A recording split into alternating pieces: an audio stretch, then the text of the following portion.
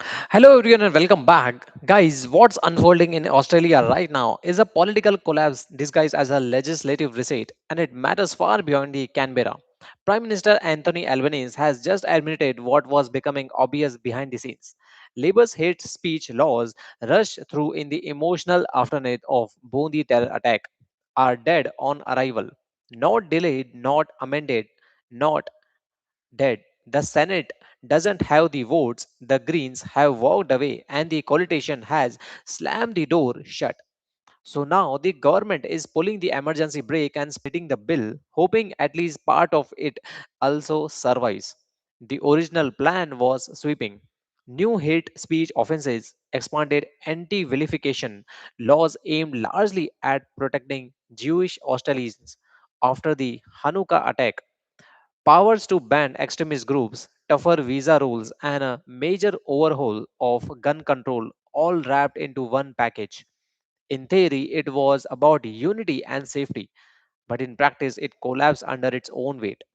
Civil liberties groups warned it was rushed.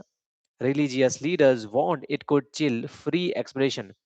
Legal experts said it blurred the line between protecting communities and policing speech. And the Greens, who Labour needed to get this through the Senate, finally said enough. So, guys, here is the pivot. Albanese has now agreed to separate gun control from hate speech entirely. The racial vilification provisions are off the table for now because, in his own words, they simply don't have Senate support. What survives is a standalone gun reform bill, and this is no small thing.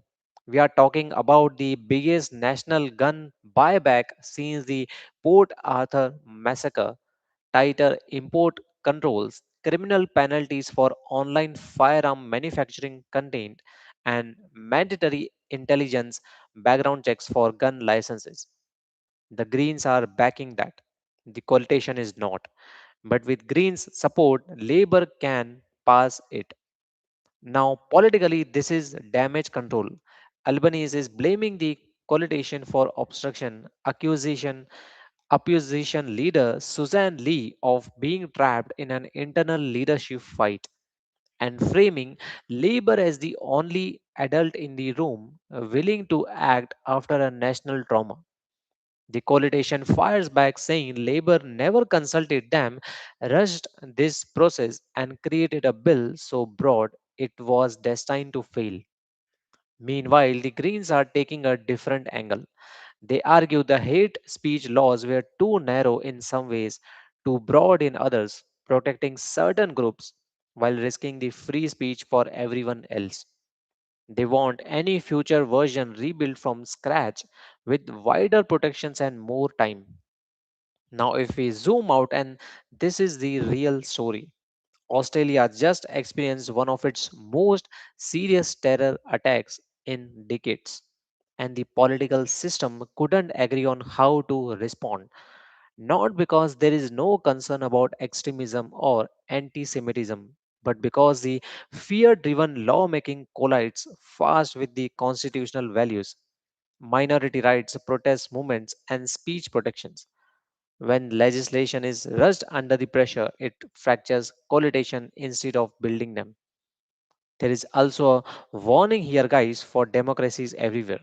When governments bundle emotionally charged issues together, they increase the odds that everything fails. And by trying to solve the hate speech, gun control, visa policy, and extremist bans in one shot, Labour lost control of the narrative and the numbers. Now they are left salvaging what they can while promising to revisit the rest later in a calmer moment that may never come. So, guys, where does this leave all us? Gun laws are moving forward, hate speech laws are shelved, trust between the parties is thinner, and the broader question remains unanswered. How do democratic societies respond to violent extremism without undermining the freedom they are trying to protect? That caution didn't get resolved this week, it get postponed. And in politics, postponement is often just another word for the failure. So, guys, thank you so much for joining in today. That was the update from today's story. If you like this video, kindly give it a thumbs up and also let us know your thoughts in the comments.